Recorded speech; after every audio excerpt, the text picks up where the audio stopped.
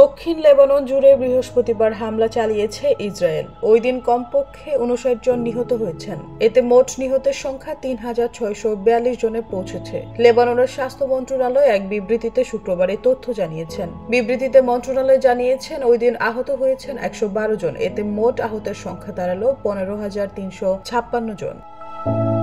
Israel সেপ্টেম্বরের শেষের দিক থেকে লেবাননে ব্যাপক বিমান হামলা শুরু করে। তারা দাবি করেছে, হিজবুল্লাহর লক্ষ্যবস্তুতে এসব হামলা হচ্ছে। বিমান হামলার মধ্যেই হিজবুল্লাহ ইসরায়েলের রকেট ছুটতে থাকে। এর পরিপ্রেক্ষিতে হিজবুল্লাহ নিধনে সর্বাত্মক অভিযানের ঘোষণা দিয়ে 1 অক্টোবর দক্ষিণ লেবাননে স্থল হামলা শুরু করে ইসরায়েল।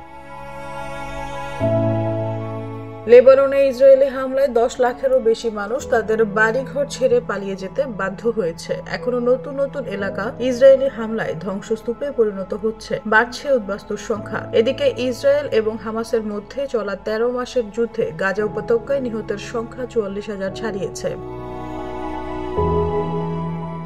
গাজার স্বাস্থ্য মন্ত্রণালয় জানিয়েছে, তারা নিহত বেসামরিক এবং হামাস যোদ্ধাদের তালিকা পৃথকভাবে করেন না। তবে তারা বলেছে, নিহতের অর্ধেকেরও বেশি নারী ও শিশু। ইসরায়েলি সামরিক বাহিনী বলছে, তারা 17,000-এরও বেশি জঙ্গিকে হত্যা করেছে। তবে এর সপক্ষে কোনো বিশ্বাসযোগ্য প্রমাণ নেই।